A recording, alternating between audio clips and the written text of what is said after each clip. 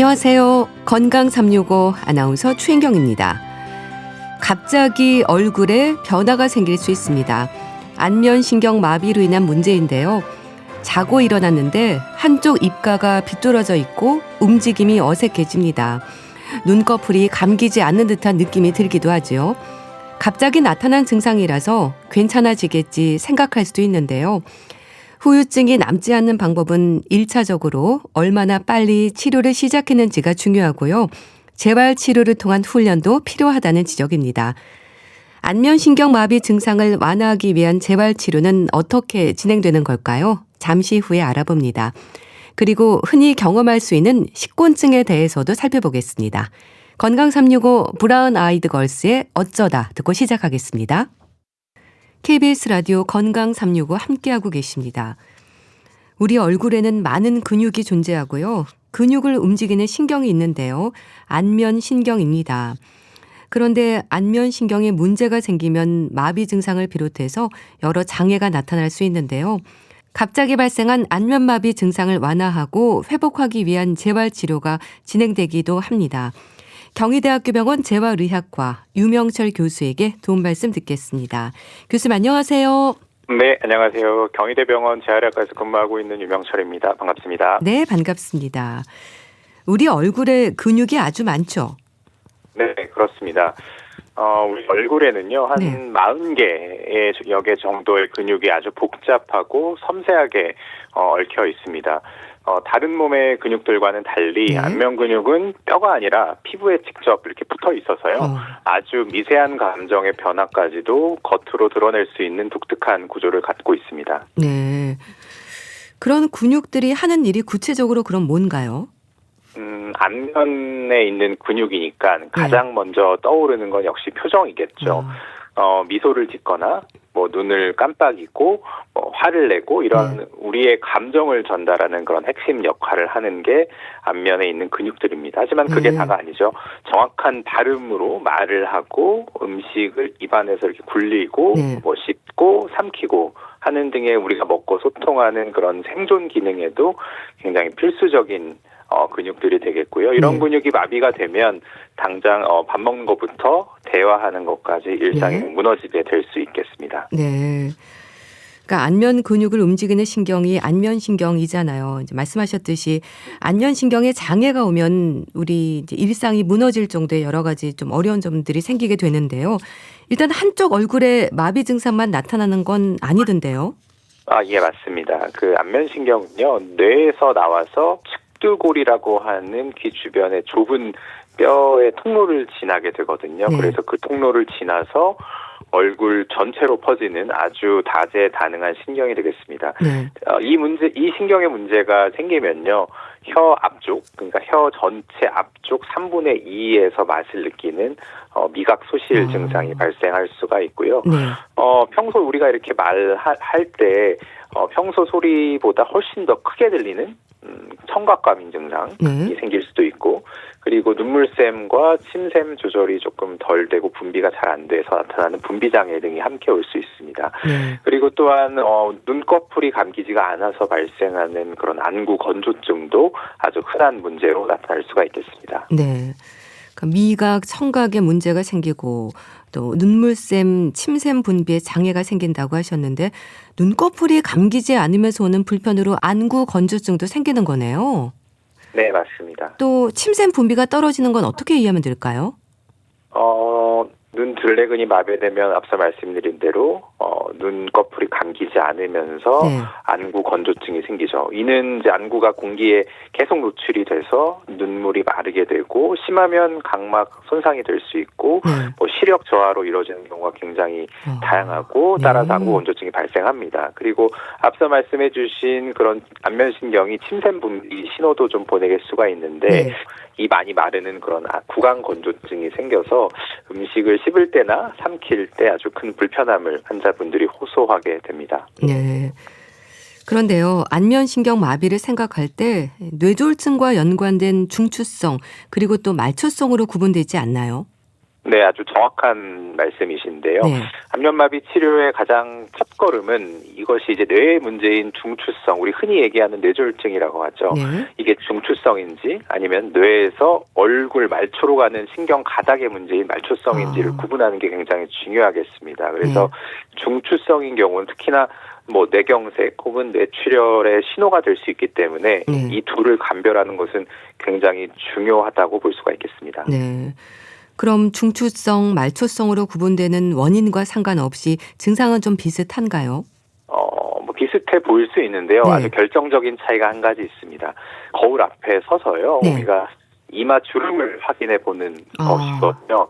특히나 앞서 말씀드린 말초성의 경우에는 한쪽 얼굴 전체가 마비돼서 이마 주름을 아예 잡을 수가 없는 증상이 발생합니다. 하지만 중추성의 경우는 입 주변 마비는 심해도 신기하게 이마주름은 양쪽 다 같이 잡을 수가 있는 경우가 많거든요. 그래서 이러한 이마주름의 차이로 인해서 중추성과 말초성을 구분할 수 있고요. 또한 중추성의 경우에는 말이 어눌해지거나 팔다리에 힘이 빠지는 이런 등의 다른 신경 증상이 동반되기도 합니다. 네. 그러니까 이마 주름이 잡히느냐 이걸 보면 되는 거군요. 안면신경 마비가 발생하는 게 워낙 갑자기 나타나는 증상이라서요. 환자 입장에서는 당황할 텐데요. 얼마나 빨리 진단해서 치료를 시작하느냐가 회복을 결정한다고 들었습니다. 그런가요? 중요한 부분을 말씀해 주셨는데요. 네.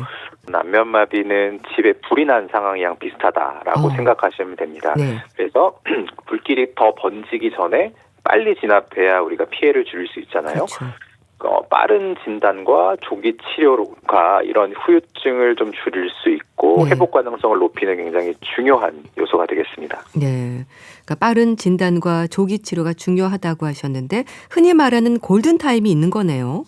네, 안면마비의 골든타임은 증상 발생 후 72시간, 즉 3일 이내가 되겠습니다. 안면신경은 손상된 뒤 한 48시간에서 72시간, 즉 이틀, 3일 정도가 지나면 신경의 변성이 본격적으로 시작되기 때문인데요. 따라서 이 시기 안에 고용량 스테로이드 같은 약물 치료를 반드시 빨리 시작해서 이런 신경의 염증과 부종을 좀 줄여주면 신경 손상을 좀 최소화하고 회복 가능성을 좀 높일 수가 있습니다. 그래서 갑자기 환자분들이 얼굴을 한쪽으로 마비가 되거나 눈이 잘 감기지 않는 증상이 나타나면 지체하지 말고 바로 병원을 찾는 것이 굉장히 중요하다고 말씀드립니다. 네. 그럼 안면마비로 인한 증상이 회복이 되지 않고 그대로 남게 되는 게 후유증일까요? 네, 그렇습니다. 신경이 회복되는 과정에서요. 원래 가야 될 근육이 아니라 다른 근육에게 잘못 연결되는 경우가 있거든요. 이런 경우가 있으면 말씀하시는 그런 후유증이 나타날 수가 있습니다. 대표적으로 우리가 눈을 감을 때 입이 같이 움직이는 그런 증상이 나타나기도 하고요. 그 반대의 경우도 나타나고 이를 연합운동이라고 하거든요.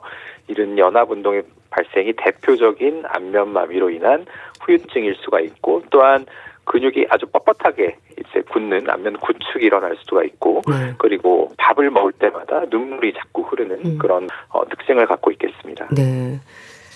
빠른 치료와 함께 재활 치료도 강조가 되던데요. 안면신경 마비의 재활 치료는 어떤 의미를 보면 될까요?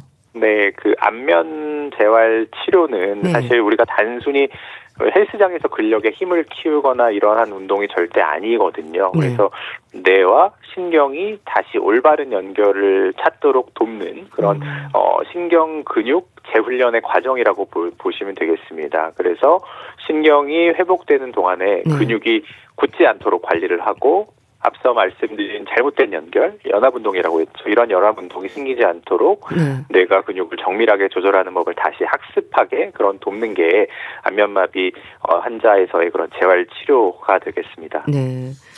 신경 근육 재훈련을 하는 거라고 하셨는데요. 그럼 교수님처럼 재활의학과 전문의와 물리치료사가 치료를 진행하는 건가요? 네, 맞습니다. 재활의학과 전문의가 환자분의 신경 손상 정도를 정밀하게 평가하여서 이제 계획을 조금 세우고요. 그리고 안면재활에 숙련된 물리치료사가 1대1로 치료를 진행합니다. 특히 안면 근육은 굉장히 좀 섬세하기 때문에 반드시 그런 전문가의 손길이 꼭 필요하다고 생각이 됩니다. 네. 또 흔히 말하는 도수 치료도 방법이지 않을까 싶은데요. 치료 방법이 다양한가요? 네, 안면마비의 재활치료법은 다양한데요. 네. 먼저 굳어 있거나 긴장된 근육을 풀어주는 도수 치료가 도움이 될 수가 있고, 온열요법을 통해서 근육의 혈류를 개선하는 치료도 시행합니다. 네. 또한 물리치료사와 함께 거울을 보면서 얼굴의 움직임을 대칭적으로 조절하는 바이오 피드백 훈련을 통해서 네. 잘못된 표정을 패턴을 교정하기도 하거든요. 네. 경우에 따라서는 또 앞서 말씀드린 그 연합 반응이 나타나는 환자들의 경우에는 네. 보톡스 주사를 통해서 과도하게 움직이는 근육을 조절하고 이러한 균형 잡힌 표정을 배우도록 돕기도 합니다. 네. 뭐 굳어 있거나 긴장된 근육을 풀어주고 또 혈류를 개선하는 데 효과가 있다고 하셨는데요. 그럼 이런 도수 치료가 다른 정형외과적인 질환에서도 많이 받는 치료인데 그거 비슷하다고 봐야 되겠네요. 조금 다른 측면이 있거든요. 안면재활 치료에서 시행하는 도수 치료는 네. 흔히 저희가 연부조직 가동술이라고 합니다. 네.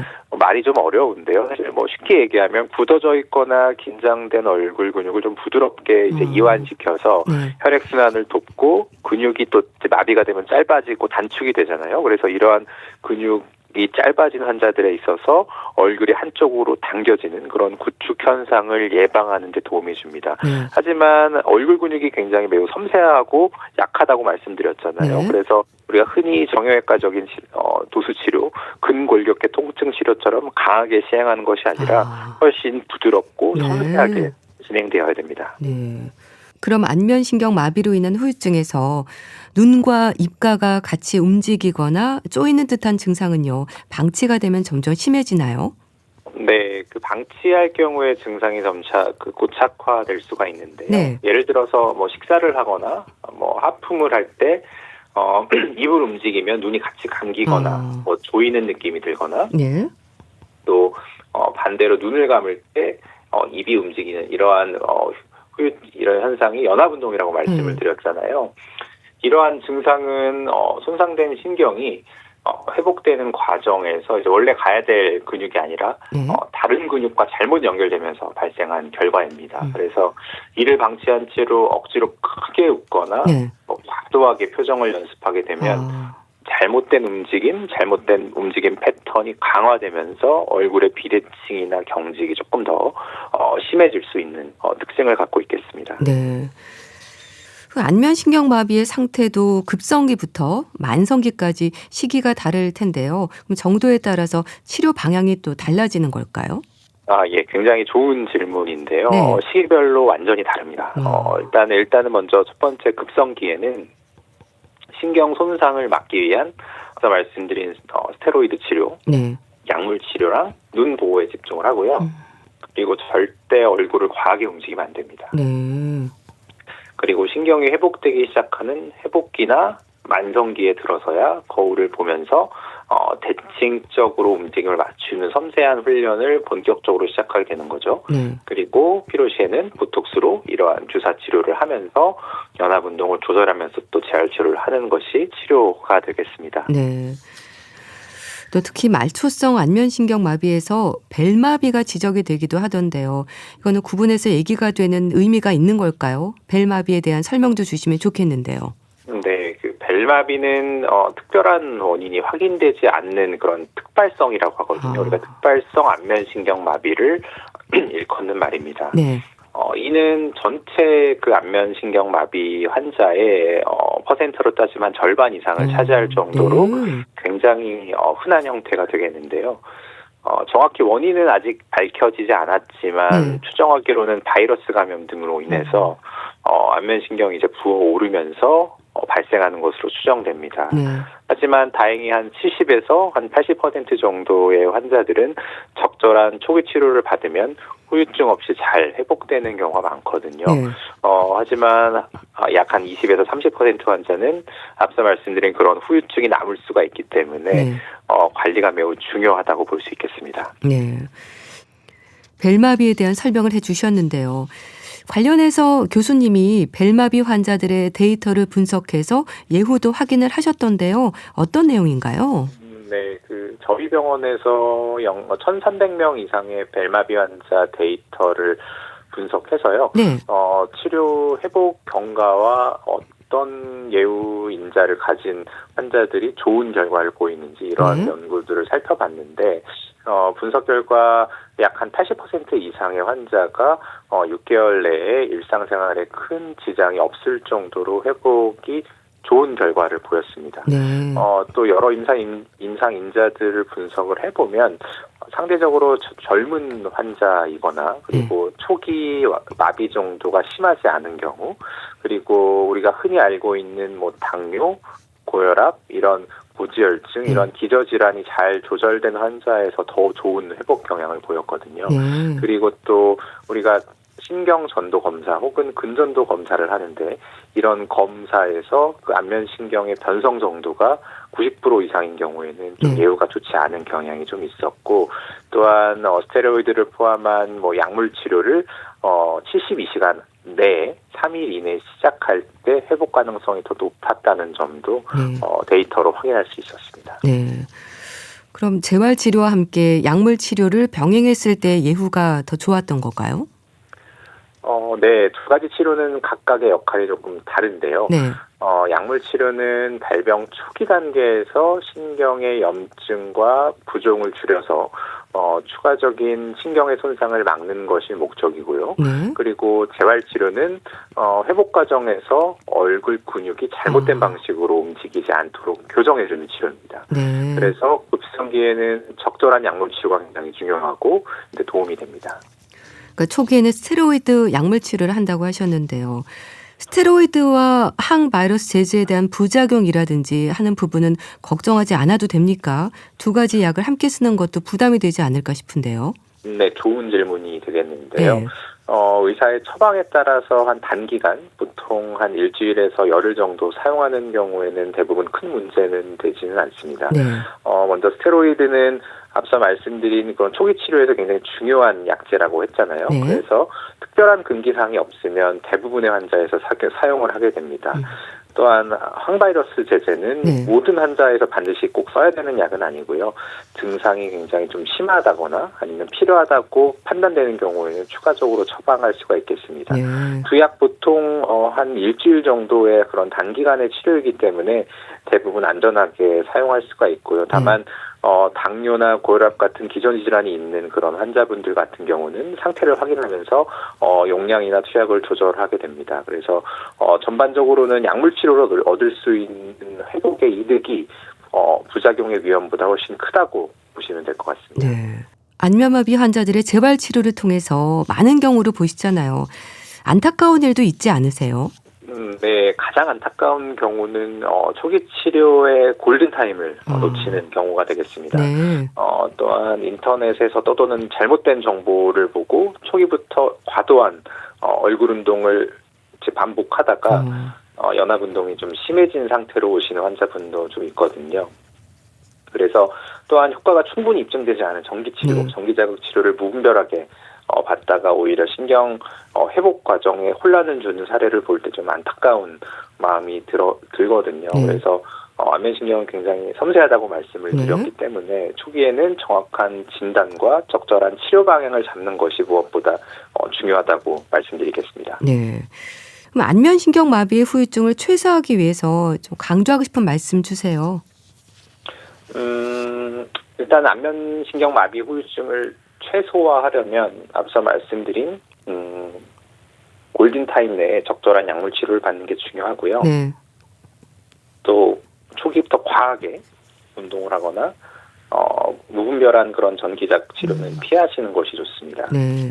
그리고 계속 말씀드리지만 전문가와 함께 적절한 재활 치료를 통해서 뇌가 얼굴 근육을 올바르게 그런 사용하도록 학습시키는 과정이 반드시 필요하고요. 이 점을 꼭 기억해 주시면 좋을 것 같습니다. 또 아무래도 외적으로 보여지는 부분에서 변화가 오는 거라서 스트레스를 받는 분들이 많을 것 같은데요. 이런 경우에는 어떤 말씀을 주시나요? 의사의 한마디가 위로가 되는 경우가 참 많거든요. 네, 안면신경 같은 경우는 이제 우리 감정과 또 밀접히 연결이 돼 있다고 우리가 초반에 말씀을 드렸잖아요. 우울하거나 뭐 불안한 마음이 지속되면 우리가 근육도 긴장하게 되고 회복도 더디게 그래서 네. 저는 환자분들에게 오늘보다 내일이 조금 더 잘 환하게 웃을 수 있다라는 네. 말을 꼭 전해드리거든요. 네, 알겠습니다. 자, 오늘은 안면신경마비 증상을 완화하기 위한 재활치료는 어떻게 진행되는지 알아봤는데요. 경희대학교 병원 재활의학과 유명철 교수와 함께했습니다. 감사합니다. 네, 감사합니다. 건강하십시오. KBS 라디오 건강 365 함께하고 계신데요. 신해철의 내 마음 깊은 곳에 넣어 듣고 다시 오겠습니다. KBS 라디오 건강 365 함께하고 계십니다. 식곤증 하면 봄날의 나른함을 떠올리는데요. 계절과 상관없이 식사 후에 잠깐씩 졸음으로 힘들어하는 분들이 있습니다. 대화 중에도 눈꺼풀이 내려앉는다는 말도 하는데요. 식곤증은 과식이 원인일까요? 날씨나 기온이 식곤증을 부르는 걸까요? 아님 또 다른 이유가 있는 걸까요? 가톨릭대 인천성모병원 가정의학과 서민석 교수에게 도움 말씀 듣겠습니다. 교수님 안녕하세요. 네, 안녕하세요. 식곤증은 말 그대로 식사 후에 생기는 졸음인 거죠? 예, 맞습니다. 식사하고 나서 나른하고 졸림이 몰려오는 증상은 식곤증이라고 부르고요. 네. 영어로는 이게 식사 후 포스트 프란디알, 졸리다, 솔럼너스 이런 말도 쓰고 심지어는 뭐 푸드 코마라고 네. 해서 음식 때문에 먹고 나서 거의 혼수 상태로 졸리다 이런 표현도 쓰긴 합니다. 네. 그런데요, 잠깐의 나른함을 느끼는 건 자연스러운 현상이지 않을까 싶은데 어떨까요? 그래서 커피를 드시기도 하잖아요. 그렇죠. 예, 밥을 먹고 나서는 자연스럽게 졸리움이 생길 수는 있고요. 네. 이 증상이 심하지 않으면 가벼운 스트레칭이나 커피와 같은 차 한 잔으로 나른함과 졸리움을 견뎌보는 건데요. 그래서 이제 식곤증이 가벼울 때는 사실 뭐 이게 질병이다라고 생각하지는 않습니다. 네. 뭐 실제로 과식을 하거나 했을 때 졸음이 오는 건 누구나 경험하는 일이지 않습니까? 예, 맞습니다. 사실 누구나 다 한 번씩 경험을 할 수 있는 거라서 네. 이게 뭐 심각하게 뭐 생각하지는 않는데요. 근데 이제 그럼 이게 왜 생기냐? 뭐 이런 고민을 좀 하게 되는데 네. 사실 여러 가지 가설들이 있거든요. 그중 하나가 식사를 하면 우리 소화 과정에서 혈액이 이제 위장관으로 집중을 해서 상대적으로 뇌 쪽으로 가는 혈류가 줄어서 졸린 게 아니냐 이렇게 이제 추정을 하고는 있는데 네. 이제 과식을 하게 되면 당연히 위로 이제 더 많은 운동을 해야 되니까 더 졸리다는 거죠. 근데 이제 이런 가설이 실제로 맞는지에 대해서 사실 논란은 많습니다. 네. 연구를 해보면 위장관으로 혈류가 몰려도 내려가는 혈류는 오히려 늘어난다는 연구도 있고요. 네. 반대로 이 초파리에서는 식사량을 늘렸더니 더 많이 자더라. 그러니까 많이 먹으면 더 졸리더라. 뭐 이런 연구 결과도 있어서 앞으로 이제 왜 그런지는 조금 더 알아봐야 되는 상황입니다. 네. 그러니까 과식을 했을 때 좀 그렇게 졸리기도 하고 특히 탄수화물을 많이 섭취했을 때 유독 졸리거든요. 이것도 자연스러운 일일까요? 음식의 이제 특성이 졸리움에 영향을 주는 거라고 볼 수 있는데요. 네. 이게 음식을 소화하고 분해하는 과정에서 이 탄수화물, 특히 이제 정제된 탄수화물을 섭취하게 되면 흡수가 이제 빨리 됩니다. 흡수가 빨리 되면서 혈당이 좀 급격하게 오르거든요. 네. 그래서 우리 몸에서는 이 혈당을 이제 떨어뜨리기 위해서 인슐린이 분비가 되고, 인슐린이 또 과다하게 분비가 되면 혈당이 급격하게 올라갔다 떨어지는 이 혈당 스파이크 그런 현상들이 나타나는데 네. 혈당이 급격하게 떨어지면서 뇌로 이제 졸리움이 느껴진다. 뭐 이런 설명도 하긴 하고요. 네. 또 하나는 이제 탄수화물이 급격하게 늘어나면 각성이나 수명에 관련된 오렉신이라는 신경절단 물질이 영향을 받으면서 졸리다. 뭐 이런 설명도 하고 있습니다. 네. 혈당 스파이크 이런 얘기 요즘 많이 하는데요. 그러니까 탄수화물을 섭취하거나 단 거 많이 드셨을 때 갑자기 졸리는 것도 좀 이유가 있는 거네요. 그렇죠. 이게 단순히 이 식곤증이라는 게 정말 날씨의 영향이라든지 너무 이제 기온이 상승하면서 근육이 좀 풀어지면서 나타나는 이제 외부의 영향일 수도 있고 이제 많이 먹거나 아니면 실제 몸에 문제가 있거나 먹은 음식의 영향이 종류의 영향이 있거나 이런 다양한 이유가 설명이 가능한 거죠. 네. 이렇게 자연스러운 변화라면 다행인 건데 정도를 넘는 게 문제가 될 것 같습니다. 의학적으로는 식곤증에 대해서 어떻게 설명을 하나요? 정의도 궁금한데요. 식곤증이 사실 의학적인 질병은 아니고 네. 뭐 살면서 경험한 하나의 증상일 뿐인데 이 문제는 낮 시간에 너무 졸리다는 거죠. 특히 이제 점심 식사 후에 오후에 뭐 일도 못 하겠고 공부도 좀 하기가 어렵다. 그렇기 때문에 그런 이제 증상을 좀 가볍게 해줄 수 있는 방법을 이제 같이 고민을 하는 건데요.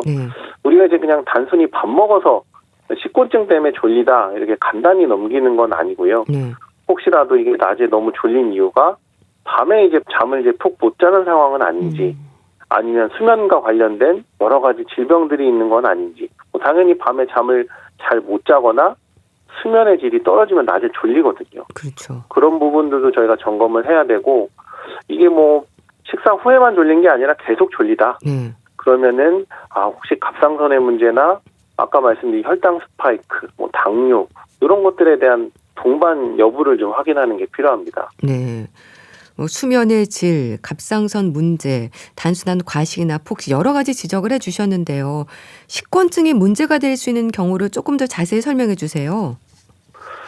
앞서 말씀드린 것처럼 그냥 많이 먹어서 생기는 식곤증이 문제가 아니라 정말 밤에 못 자는 분들이 있거든요.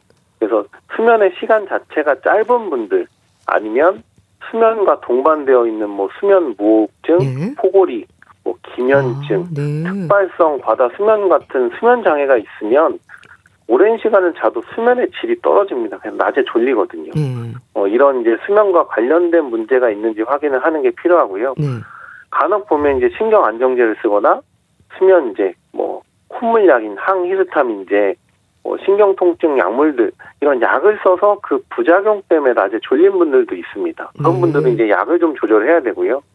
내과적으로는 아까 이제 갑상선 기능이 떨어져 있지는 않은지 빈혈이나 당뇨 아니면 이제 우울증, 만성 피로의 한 증상으로 식사 후에 졸리움이 유발된다면 단순히 과식을 해결해서 이 식곤증이 해결되는 건 아니고 이런 근본적인 이유를 좀 해결해 줘야 되는 그런 필요성이 있는 겁니다. 네. 앞서 혈당을 급격히 올리는 그런 뭐 정제된 탄수화물 이런 것들을 좀 지적을 하셨는데 식곤증을 유발하는 음식이라든지 호르몬의 영향도 있는 건가요? 예, 봄철에 식곤증 생기는 원인을 좀 찾아보면 여러 설명을 하거든요. 그 중에 하나가 이제 음식의 성분, 그리고 이제 신경 전달 물질이나 호르몬의 영향이 있다라고 하는 건데요. 특히 이제 탄수화물 아까 말씀드렸지만 그 탄수화물이나 지방이 좀 풍부한 경우면 식곤증이 잘 생깁니다. 앞서 이제 오렉신이라는 물질을 말씀을 드렸는데요. 이 오렉신이라는 물질이 배고픔이나 수면, 각성에 이제 관련된 물질인데 탄수화물에 굉장히 예민하게 반응을 합니다. 탄수화물 섭취가 많아서 혈당이 확 올라가면 오렉신의 분비가 이제 떨어지거든요. 오렉신의 농도가 잘 유지가 돼야 각성이 되는데 오렉신의 농도가 혈당 상승에 의해서 떨어지니까 자연스럽게 이제 졸리다. 이런 부분이 이제 호르몬과 관련된 변화라고 좀 생각을 하고요. 이게 또 하나가 이제 음식과 관련해서 졸음을 유발하는 이제 호르몬을 만드는 원료가 이제 트립토판이라는 아미노산인데요. 이런 트립토판이 많은 음식을 드시는 건 아닌지도 좀 점검을 해봐야 되는데 우리가 이제 뭐 세로토닌이라고 이 기분을 좀 편안하게 하고 몸을 좀 풀어지게 하면서 졸리게 만드는 이런 이제 호르몬. 그리고 이제 멜라토닌이라고 수면을 유도하는 이제 호르몬이 졸림을 유발하는데 이 트립토판이 세로토닌을 만들고 세로토닌이 멜라토닌으로 변환이 됩니다. 그러니까 이제 트립토판이 많은 음식을 드셨다. 뭐 예를 들면 닭고기나 연어. 그리고 잠 안 올 때 따뜻한 우유 한 잔 마시잖아요. 이런 우유나 유제품들. 아니면은 씨앗류, 해바라기씨나 호박씨, 뭐 콩, 바나나, 파인애플, 시금치 이런 것들에 좀 풍부하게 들어있고요. 우리가 뭐 회식할 때는 상추에 쌈 싸 먹으면 졸리다 이렇게 말씀하시는 경우도 있는데 상추에도 트립토판이 많이 있거든요. 어쨌든 이런 트립토판이 많은 음식을 점심에 드셨다? 그러면은 졸릴 수 있으니까 좀 줄여보자 이렇게 좀 설명을 드리고 있습니다. 뭐 닭고기, 연어, 우유, 뭐 바나나, 상추 여러 가지가 있는데요. 그럼 식곤증을 심하게 느끼는 분들은 그런 트립토판이 많은 우유라든지 바나나와 같은 음식을 삼가는 게 좋은 건가요? 뭐 식곤증이 힘든 이유가 점심 식사 이후니까 사실 그런 음식들을 평소에 이제 즐겨 드신다고 하면 조금 줄여보자 이렇게 말씀을 드릴 수 있는데요. 네. 사실 식곤증이 이런 뭐 음식의 종류, 성분 하나 때문에 생긴다고 단정하기는 좀 어렵지만 네. 이게 원인이 될 수 있다면 좀 줄여보자 이렇게 좀 설명을 드리는 거고 네. 또 이제 반대로 생각해 보면 오히려 이제 밤에 잠을 잘 못 자서 낮에 졸리우신 분들이라고 하면 저녁 식사할 때는 이런 트립토판이 많은 음식을 드셔보시자. 네. 그래서 밤에 좀 잘 자면 예. 오히려 낮에는 좀 덜 졸릴 수 있겠다. 뭐 이렇게 설명할 수도 있긴 합니다. 네. 그런데요, 또 식곤증이 반복이 된다면 당뇨병의 전 단계일 수도 있다고 하던데 맞는 얘기인가요? 예, 맞습니다. 이게 식곤증 증상이 있을 때 네. 한번 점검을 해봐야 되는 게 혈당 스파이크거든요. 그러니까 식곤증이 이제 주로 탄수화물 음식을 과다하게 드셨을 때 유발될 수 있는데 네. 이 정제 탄수화물 때문에 혈당이 막 급격하게 올라갔다가 떨어졌다 하는 이 과정들에서 식곤증 유발이 될 수 있는 거거든요. 네. 이 혈당 스파이크가 문제인데 단순히 이제 혈당 스파이크 때문에 식곤증이 생기는 거 이거 자체라는 문제가 되는 거는 아닙니다. 네. 근데 이런 이 혈당 스파이크가 지속이 된다? 그 의미는 장기간 관리를 안 했을 때 인슐린 저항성이 생기고 결국에는 당뇨로 진행을 하고 혈관 손상이 생길 수 있기 때문에 식곤증이 있다 그러면 혈당 스파이크 여부를 확인해서 혈당 관리를 좀 더 잘해야 식곤증도 해결되고 네. 당뇨도 예방될 수 있다. 이렇게 설명을 드립니다. 네. 근데 식곤증과 이제 당뇨병 전 단계까지 연결한다는 게 이제 많은 분들이 생각할 수 있는 부분은 아닌데요. 뭐 식곤증이 어느 정도 이렇게 지속이 되면 당뇨병 전 단계를 생각할 수 있는 건가요? 식곤증이 일단 너무 심한 분들, 네. 그런 분들은 뭐 오후에 이제 활동을 못 하니까 너무 힘들다. 그렇게 해서 이제 병원을 찾으시는 경우들도 많고요. 증상이 좀 심하거나 네. 그리고 이제 대부분 식곤증이 이제 봄철에만 잠깐 생기는 경우들이 많거든요. 그렇죠. 근데 이제 일시적으로 생기는 게 아니라 네. 몇 개월 동안 계속 식곤증이 해결이 되지 않는다.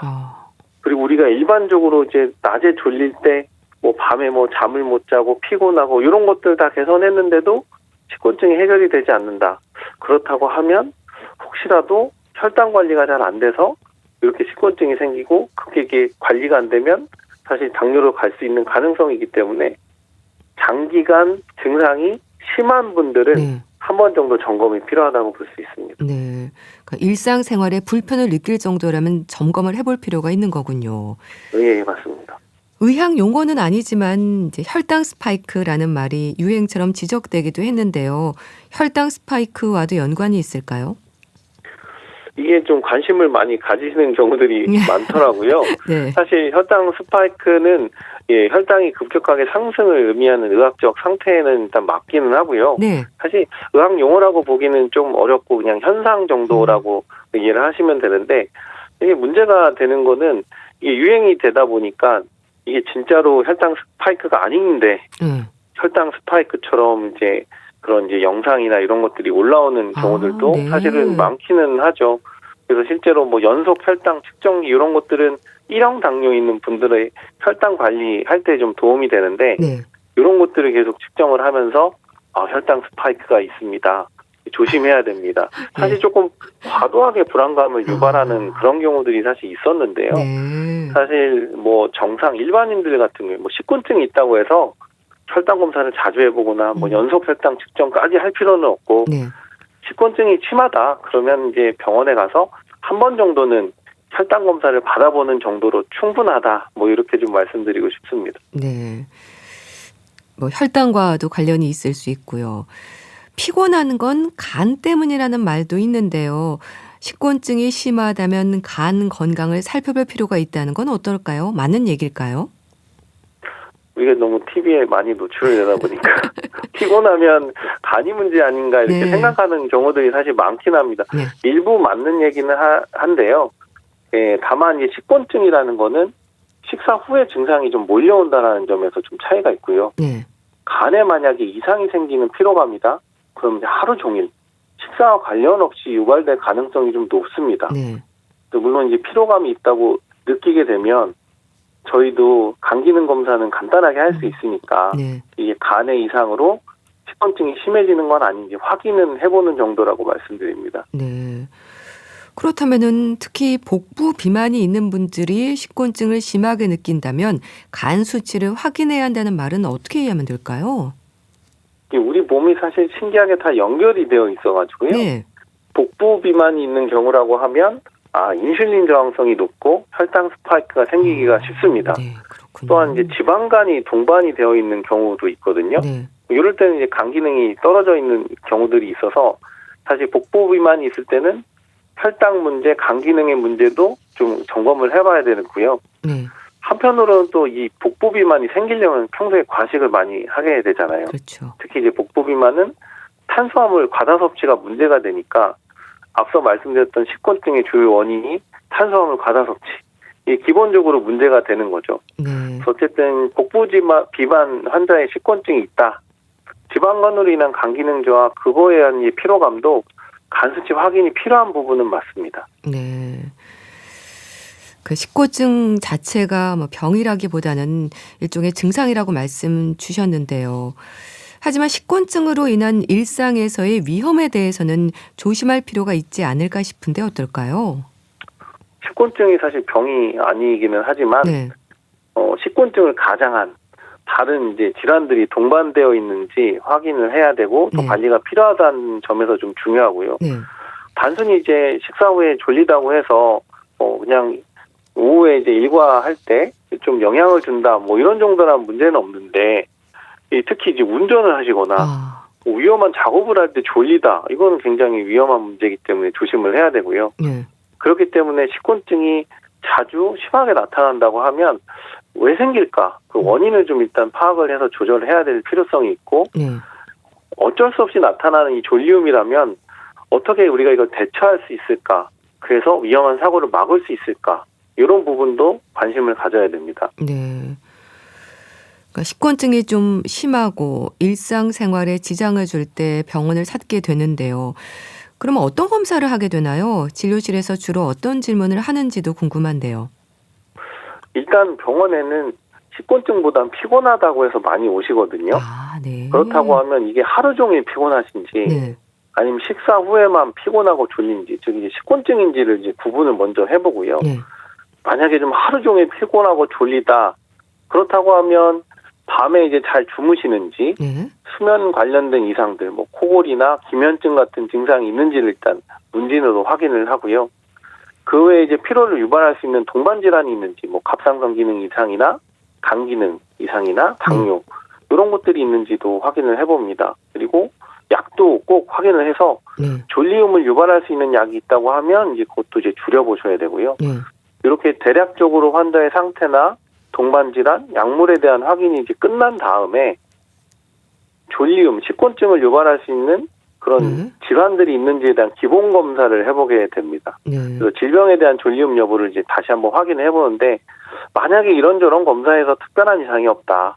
그리고 식사 후에만 나타나는 졸리움이다. 그렇다고 하면 식사의 습관을 파악을 합니다. 네. 과식하는 부분, 식단 중에서 탄수화물, 지방이 많이 네. 있는지, 혹여라도 졸리움을 유발할 수 있는 음식을 자주 섭취하고 있지는 않은지 확인한 다음에 식사 조절을 해보자. 네. 그래도 안 되면 여러 방법으로 졸리움과 나른함을 피해볼 수 있도록 관리해보자. 네. 이렇게 이제 설명을 드립니다. 네. 일단은 환자 상태라든지 동반 질환, 약물 등 여러 가지를 좀 본다고 하셨는데 앞에서 말씀 주신 당뇨병 전 단계 위험이라든지 질환에 대한 확인이 필요할 수도 있지 않을까 싶습니다. 뭐 굉장히 혈당 스파이크와 관련돼서 네. 이게 식곤증 생기는 사람은 당뇨 위험성이 높다. 뭐 이런 식으로 되게 영상이 많다 보니까 불안해하시는 경우들이 그러시군요. 있기는 하고요. 네. 실제 당뇨 가능성에 대한 확인은 꼭 필요하기는 합니다. 네. 근데 이제 우리가 검사를 해서 혈당이 좀 높은 혈당 스파이크가 확인이 됐다고 해서 네. 당뇨가 꼭 온다 이런 건 아니거든요. 그렇기 때문에 당뇨 발생의 위험이 높지는 않고 네. 간단하게 생활습관 조절만 해도 당뇨 예방도 가능하고 식곤증도 충분히 관리가 가능하다. 이걸 좀 강조하고 싶기는 하고요. 네. 그리고 일단은 사실 식곤증 비슷한 증상을 유발할 수 있는 질병이 많기 때문에 네. 기본적으로는 불편함이 있으시면 동네 이제 의원에 가셔서 진찰 검사 정도는 받아보시는 게 좀 더 그 불안감을 줄일 수 있는데 도움이 될 수 있겠습니다. 네. 뭐 질환이 아니라면 식사 습관 같은 것도 점검해 볼 필요가 있다고 말씀 주셨는데요. 식곤증의 증상을 줄일 수 있는 방법이랄까요? 어떤 게 있을까요? 일단 과식은 피하셔야 되고요. 네. 낮에는 점심 때는 좀 가볍게 드시는 게 좋은데 특히 이제 탄수화물, 고지방 음식은 좀 피하시는 게 좋죠. 네. 그리고 트립토판이 많은 음식들 가급적이면 좀 줄여보시고 채식 위주로 식사를 해보시는 게 도움이 될 수는 있습니다. 네. 그리고 식사 후에 사실 졸린데 자는 게 좋냐 아니면 안 자는 게 좋냐 이게 네. 논란이 좀 있긴 하지만 일단은 가벼운 스트레칭이나 걷기를 해보시거나 아니면 우리가 간단하게 찾을 수 있는 게 사실 카페인, 커피거든요. 네. 사실 카페인이 각성 효과가 있기 때문에 식곤증을 극복하는 데 도움이 될 수는 있습니다. 네. 그리고 카페인 효과를 좀 생각을 해보면 이 커피 마시고 한 20분 정도 지나면은 각성 효과가 나타나는데 네. 잠깐의 낮잠 정도는 도움이 될 수도 있겠다. 예, 그래서 오후에 이제 일과를 잘 감당할 수 있도록 하실 수 있는 데 도움이 되는데요. 커피는 이제 하루에 한두 잔 정도만 드시는 게 좋습니다. 네. 오후 늦게 드시면 또 밤에 잠을 못 주무시기 때문에 조심하시는 게 좋고 커피도 가급적이면 설탕 들어가 있는 거는 오히려 또 좀 졸리움을 유발할 네. 수 있으니까 예, 그냥 원두 커피 내지는 녹차, 홍차로 대신해 보는 것도 괜찮을 것 같습니다. 네. 그럼 잠깐 낮잠을 잔다면 어느 정도 시간이 좋을까요? 저희가 이제 가장 적당한 시간이라고 하면 한 20분 이내 정도의 낮잠은 괜찮다라고 네. 말씀을 드리는데요. 네. 이게 낮잠 시간이 너무 길어져서 뭐 한두 시간 주무시는 분도 있긴 하거든요. 네. 예, 그렇게 푹 자는 거는 밤에도 잠을 못 자게 되고 그렇죠. 소화도 안 되고 오히려 더 피곤함을 유발할 수 있기 때문에 네. 한 20분 정도 가볍게 주무시는 거는 괜찮을 것 같습니다. 네. 또 식곤증이 이어지면 피로감으로 느껴지기도 하지 않습니까? 피로감에 대한 관리도 필요하지 않을까요? 일단 피로감은 관리를 하셔야 되는 게 악순환입니다. 피곤하면 자고 네. 자면 밤에 못 자서 또 낮에 피곤하고 그렇죠. 이런 이제 악순환을 경험을 할 수 있기 때문에 네. 피로감 관리를 잘 하셔야 되긴 하고요. 일단은 피로를 유발할 수 있는 질병이 없다. 네. 그렇다고 하면 가장 기본은 밤에 푹 주무시는 게 제일 중요합니다. 네. 그리고 피곤하다고 해서 조금 오래 주무시는 경우들도 있거든요. 네. 막 10시간씩 이상 막 주무시는 경우들도 있는데 피곤하다고 해서 오래 자는 게 좋은 건 아닙니다. 오히려 유산소 운동을 조금씩 시작하면서 처음에는 운동을 하려면 졸리고 피곤하고 힘들 수는 있지만 네.